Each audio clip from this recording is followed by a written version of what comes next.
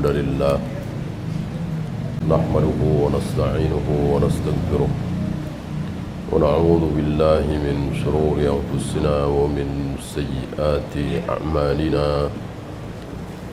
من يهده الله فلا مضل له ومن يضلل فلا هادي له أشهد أن لا إله إلا الله وحده لا شريك له وأشهد أن محمدًا عبده ورسوله وبعد. Ayuhal ikhwah, jika ada orang yang bertanya, apakah Abu Jahal Abu Lahab faham makna la ilaha illallah? Apakah Abu Jahal Abu Lahab tahu konsekuensi la ilaha illallah? Jawabnya tahu persis, faham betul. Makanya Abu Jahal Abu Lahab enggak mau mengucapkan la ilaha illallah, karena Abu Jahal Abu Lahab sadar betul apa yang harus aku lakukan kalau aku berani mengucapkan la ilaha illallah. Ini dia bedanya Abu Jahal Abu Lahab dengan sebagian kaum muslimin di negeri kita ini. Sebagian, mungkin separuhnya, mungkin sebagian besar kaum muslimin terbaik, mereka dengan entengnya mereka ulang-ulang ucapan la ilaha illallah, tapi makna la ilaha illallah mereka enggak tahu. Konsekuensi la ilaha illallah mereka enggak paham. Buktinya apa? Buktinya mereka melakukan perbuatan yang mirip-mirip dengan apa yang dilakukan oleh Abu Jahal Abu Lahab. Ini dia. Kenapa Abu Jahal Abu Lahab tidak mau mengucapkan la ilaha illallah? Karena Abu Jahal sadar kalau dia mau mengucapkan la ilaha illallah, Abu Jahal harus meninggalkan Latta, Uzza, Hubbal, Manat dan seterusnya sebagai perantara antara Abu Jahal dengan Allah. Illa liyuqarribuna ilallahi zulfa. Latta, Uzza, Hubbal, Manat kami jadikan perantara antara diri kami dengan Allah. Kami ini orang-orang kotor, ahli maksiat. Untuk mendekatkan kepada Allah yang maha suci harus lewat orang-orang suci yang sudah mati. Latta, Uzza, Hubbal, Manat adalah orang-orang suci, orang-orang soleh, orang-orang ahli ibadah yang sudah mati. Karena antum harus tahu bahwa sebelum Nabi Muhammad diutus, apakah ada tauhid di Mekah? Ada. Antum jangan mengira bahwa sebelum Nabi Muhammad diutus maka di Mekah tidak ada tauhid sedikit pun, tidak ada satupun manusia yang bertauhid. Salah. La Waraqah bin Naufal dari mana? Bapaknya Sa'id bin Zaid, yaitu Zaid bin Amr bin Nufail, tahu tauhid dari mana? Masuk tiba-tiba tahu, padahal dia bukan nabi, bukan rasul. Berarti dari ayahnya, dari kakeknya, dari buyutnya. Artinya ajaran tauhid turun-temurun ada di Mekah. Dakwah tauhid diawali oleh Nabi Ibrahim, Nabi Ismail tentunya. Ketika Nabi Ismail wafat di Mekah, dakwah tauhid diteruskan oleh anaknya, oleh cucunya, oleh cicitnya terus. Jadi Mekah itu masyarakat yang bertauhid. Sampai lama-lama tauhidnya bergeser. Bid'ah demi bid'ah terus muncul. Apa yang tidak diajarkan oleh Nabi Ismail, Nabi Ibrahim muncul. Salah satunya tawaf dengan telanjang, sa'i dengan telanjang, kemudian meninggalkan Masy'aril Haram sebelum subuh. Yang terbesar mendekatkan diri kepada Allah lewat perantara orang-orang soleh yang sudah mati.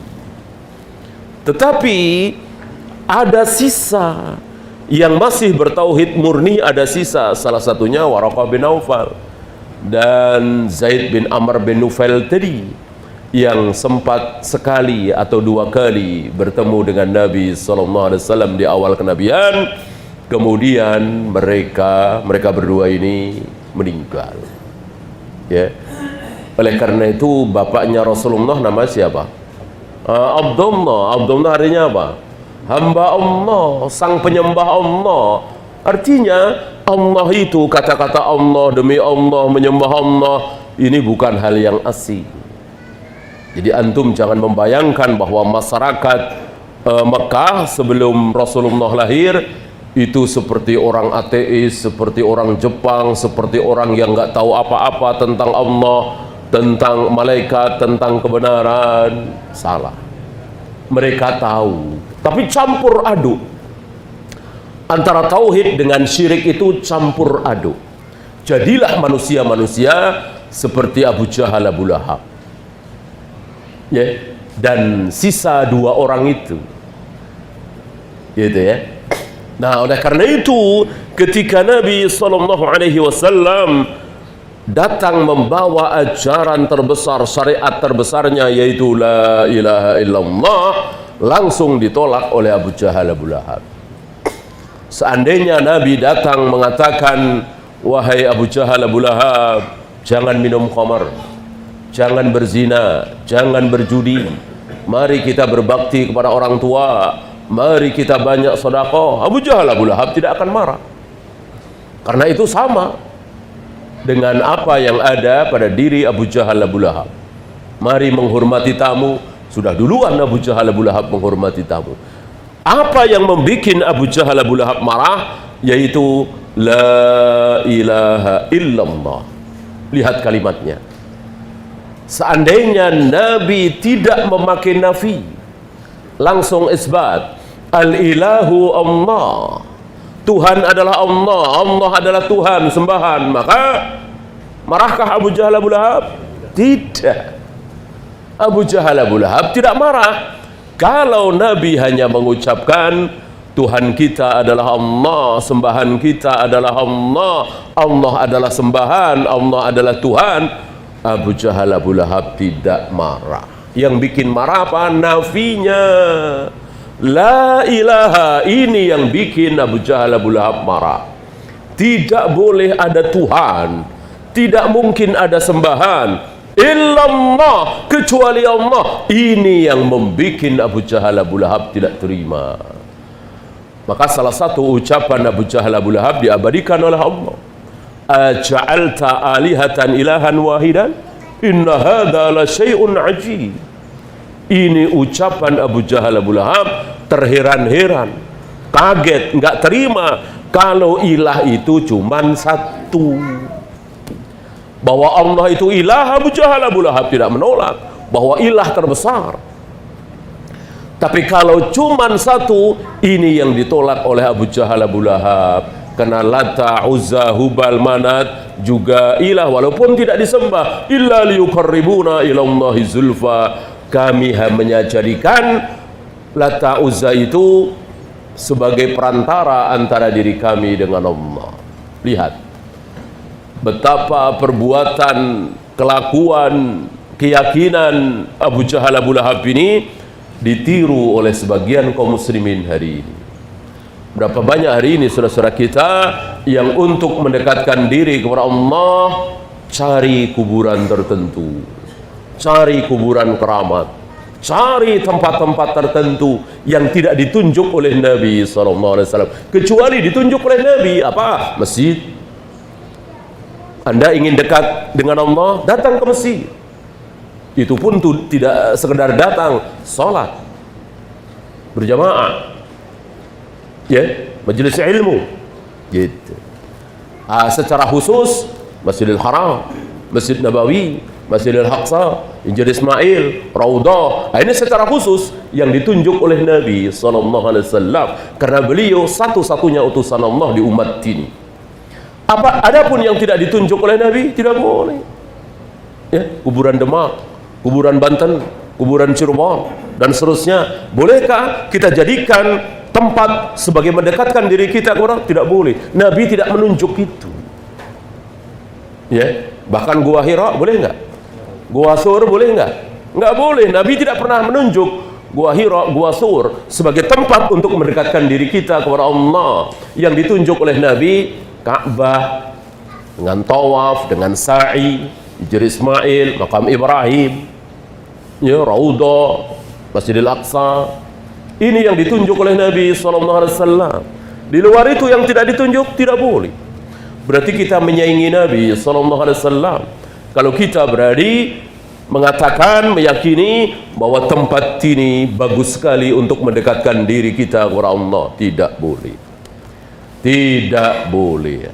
Oleh karena itu Nabi melarang membuat tempat khusus untuk sholat selain masjid. Antum punya tempat khusus di rumah, istilahnya musola pribadi atau apa, ini tidak disukai. Sebagian ulama mengharamkan, jangan, ya, jangan ada tempat khusus.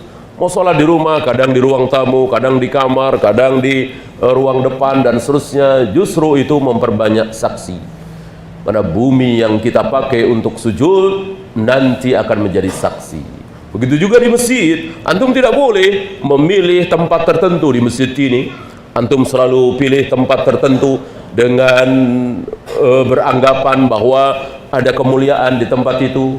Tidak boleh. Kecuali yang ditunjuk oleh Nabi, yang terbaik yang mana? Yang paling depan tentunya. Dan Nabi mengatakan, seandainya kalian tahu keutamaan saf pertama, maka kalian pasti akan siap apa itu diundi, karena akan rebutan, maka dengan terpaksa diundi, gitu. Sekarang sebagian masjid tidak perlu diundi, ya. Bahkan sebagian mereka baik banget, ya.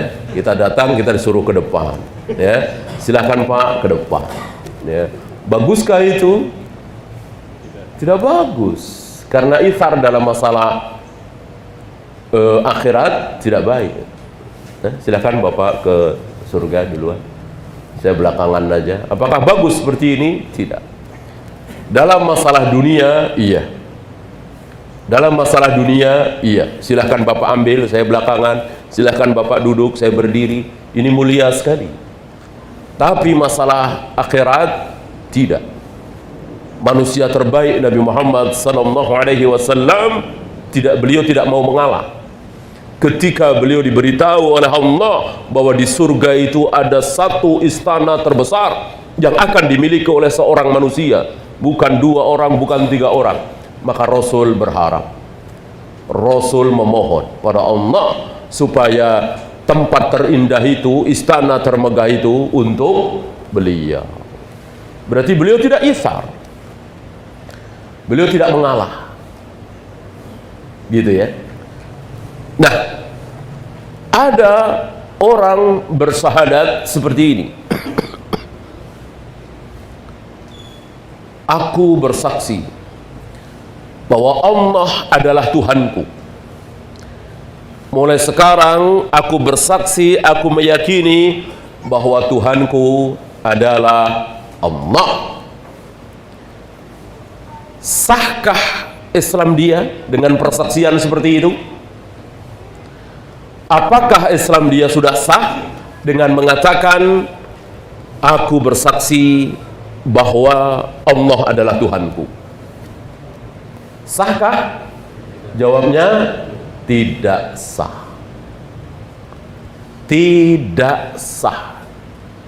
Dia belum jadi orang Islam ketika dia bersyahadat, aku bersaksi Allah adalah Tuhanku. Kenapa tidak sah?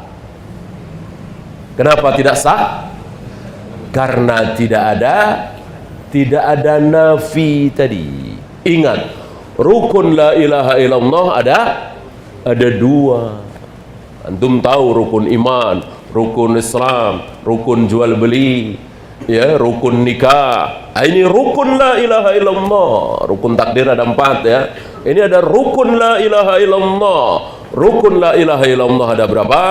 Ada 2. Apa dan apa?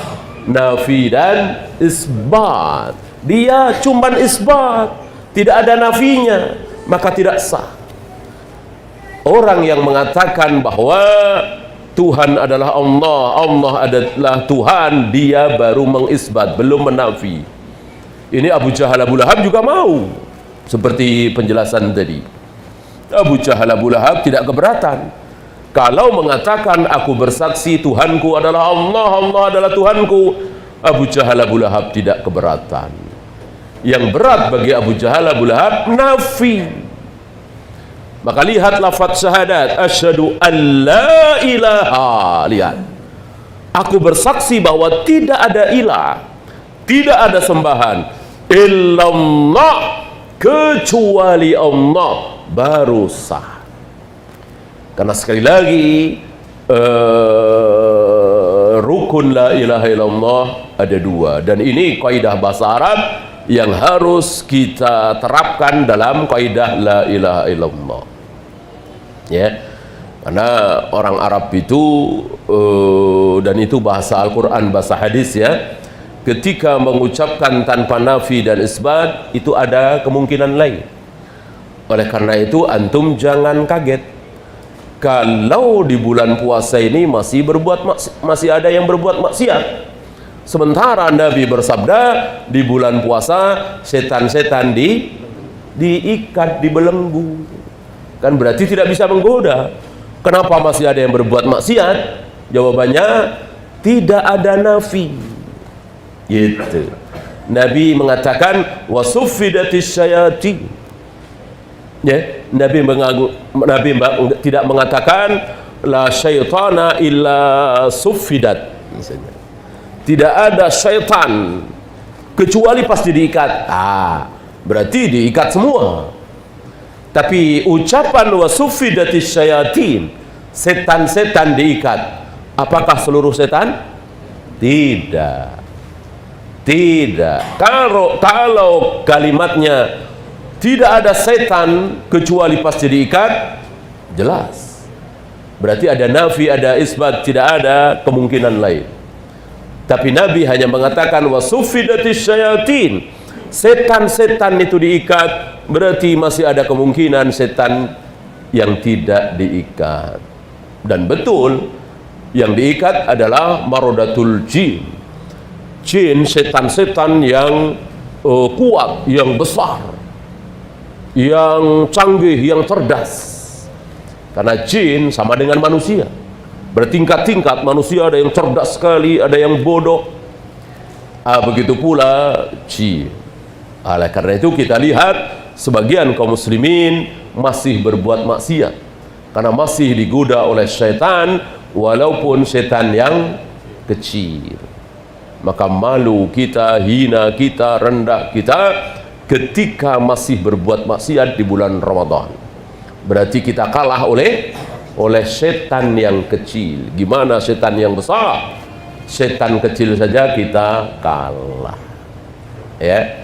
Nah, kembali kepada la ilaha illallah. Ada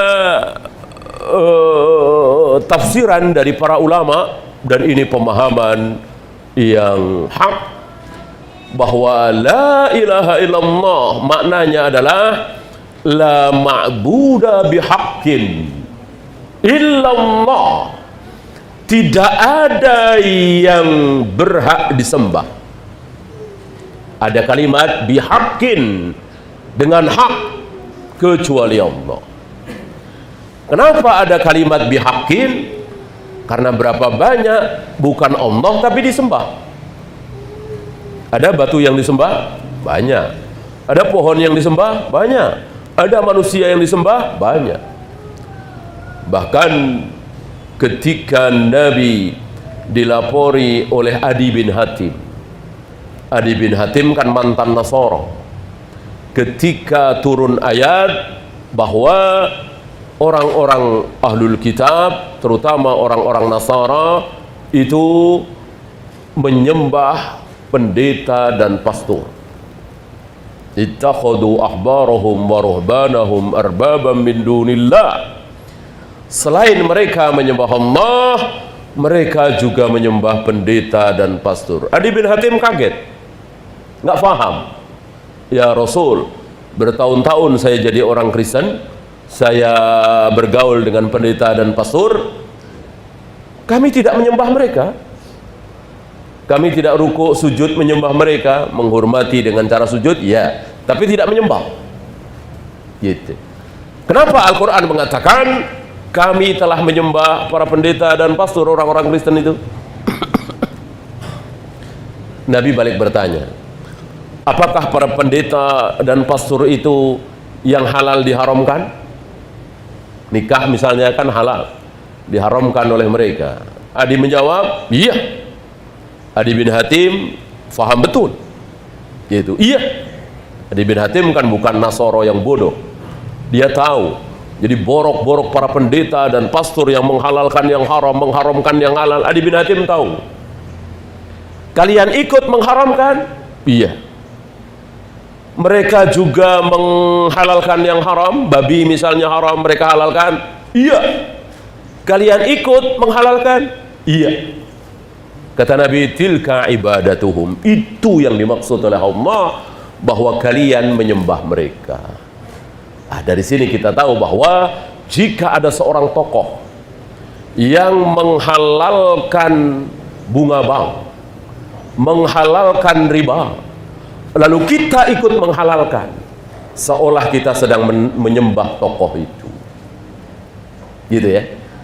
Jika ada seorang tokoh yang membolehkan minta-minta kepada orang yang sudah mati, beribadah di kuburan-kuburan keramat, mendekatkan diri kepada Allah lewat kuburan-kuburan para wali, minta-minta kepada wali yang sudah mati, lalu kita ikuti tokoh itu, berarti kita sedang menyembah tokoh itu. Ini yang dimaksud oleh para ulama sebagai syirkut ta'ah, syirik dalam masalah ketaatan. Jadi dalam ketaatan itu ada syirik, ya. Maka tahan lisan kita, jangan kita kafir-kafirkan penguasa kita hari ini, karena sampai hari ini kita tidak melihat presiden kita, menteri agama kita, pejabat-pejabat kita mengajak kita untuk berbuat syirik, mengajak kita untuk berbuat bid'ah, memaksa kita untuk berbuat maksiat. Tidak. Bahwa mereka berbuat syirik, berbuat bid'ah, iya, tapi kan tidak memaksa. Maka mengatakan mereka sebagai togut nanti dulu. Kalau mereka memaksa kita untuk melakukan syirik, melakukan bid'ah, dan kita ikuti, itu togut. Betul. Tapi kan gak maksa. Bahwa mereka berbuat syirik, berbuat bid'ah, berbuat maksiat, iya. Tapi kan tidak mengajak kita, tidak memaksa kita. Menyerahkan kan?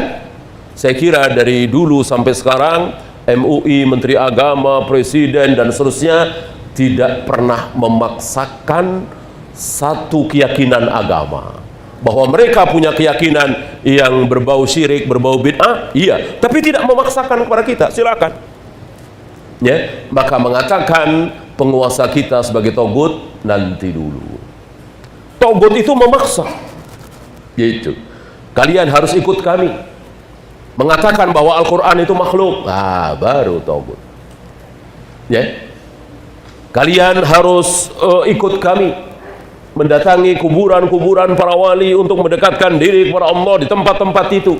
Kalau tidak ada sanksinya, itu bisa dikatakan togut. Ya. Maka sebagian anak-anak muda Khawarij yang terlalu mudah menuduh penguasa kita ini togut, tidak tepat.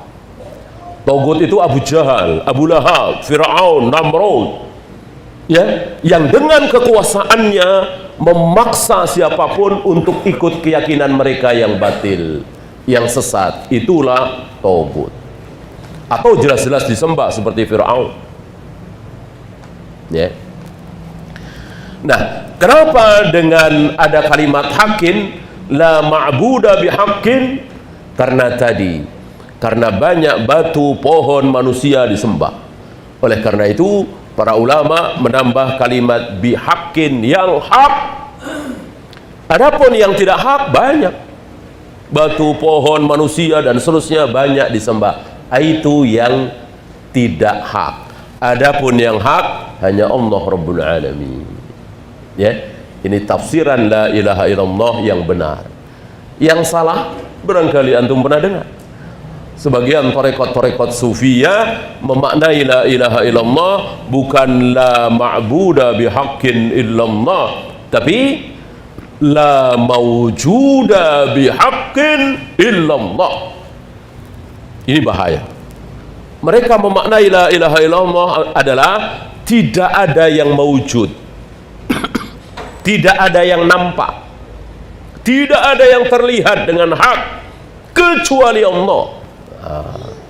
Ini tafsiran batil dari sebagian tarekat-tarekat sufiyah memaknai la ilaha illallah la mawjuda bihaqqin illallah, tidak ada yang mawjud, tidak ada yang nampak kecuali Allah. Jadi menurut mereka apapun yang nampak oleh mata kita itulah Allah. Ketika kita melihat besarnya gunung, itulah besarnya Allah. Ketika kita melihat tingginya langit, itulah tingginya Allah. Ketika melihat kedalaman laut, itulah dalamnya Allah, dan seterusnya. Dari sini muncul aliran sesat yang disebut dengan akidah hulul atau wihdatul wujud, bersatunya antara hamba makhluk dengan Allah. Dan pernah ramai di negeri kita ini, walillahilham, tokohnya dibunuh, Siti Jenar ya, dibunuh oleh beberapa duat hari itu ya, karena memang sesat dan luar biasa menyesatkan. Memaknai la ilaha illallah dengan la mawjuda bihaqqin illallah, tidak ada yang mawjud, tidak ada yang nampak kecuali Allah. Ini sesat sesat-sesatnya, batil sebatil-batilnya. Apa yang benar tadi? Tidak ada yang berhak disembah kecuali Allah. Dan sembahan yang dimaksud adalah sembahan yang oleh mereka disebut sebagai Tuhan. Tapi sebagian saudara kita tidak memaknai, tidak memahami makna Tuhan ya. Ketika mereka ditanya apakah keris ini Tuhan Bapak, pasti jawabnya bukan. Pasti. Saya kira tidak ada orang yang mengatakan Tuhan saya adalah keris ini, Tuhan saya adalah jimat ini. Nggak ada, nggak ada. Tetapi mereka tidak tahu Tuhan itu apa. Ini dia, bahwa Tuhan itu punya sifat, dan siapapun yang punya sifat seperti itu harus diberi nama Tuhan, gitu ya. Maka akhirnya mereka salah paham ya. Apa salah satu sifat Tuhan? Dia yang bisa, satu-satunya yang bisa menurunkan hujan, memberikan rizki, menghidupkan, mematikan. Itu sifat Tuhan. Maka jika ada benda yang bisa memberikan rizki, menurunkan hujan, menghidupkan, mematikan, berarti benda itu jadi Tuhan. Ini kesalahan mereka. Mereka tidak mengakui kalau keris itu Tuhan, tapi ketika ditanya apakah keris Bapak ini bisa menurunkan hujan? Oh, bisa. Bisa. Dengan cara-cara tertentu, dengan kalimat-kalimat tertentu, keris ini bisa mendatangkan hujan. Bisa menyelamatkan Bapak? Bisa. Ya, kalau saya taruh keris ini di tempat yang wangi, di tempat yang mulia, bisa selamat perjalanan saya. Ini dia. Ya. Ini berarti dia tidak tahu Tuhan itu apa. Ini baru Rob ya. Ini kan yang Rob, yang menurunkan hujan, yang memberikan rizki, yang menghidupkan, mematikan. Itu Rob, belum ilah. Kalau Rob Abu Jahal, Abu Lahab saja faham ya. Maka seandainya Abu Jahal, Abu Lahab dihadapkan kepada pertanyaan, mungkinkah keris bisa menurunkan hujan? Abu Jahal, Abu Lahab menjawab tidak. Mungkinkah keris bisa memberikan rizki, bisa menghidupkan, mematikan? Abu Jahal, Abu Lahab menjawab tidak. Dalam hal Rabb, rububiyah, Abu Jahal Abu Lahab benar. Dalam hal apa Abu Jahal Abu Lahab salah? Dalam hal ilah. Nah, kaum kita hari ini jangankan di ilah, di Rob saja sudah salah. Tadi ya, dia meyakini bahwa keris itu bisa menurunkan hujan, bisa menghidupkan, bisa mematikan, bisa menyelamatkan. Itu sudah salah, apalagi ilahnya.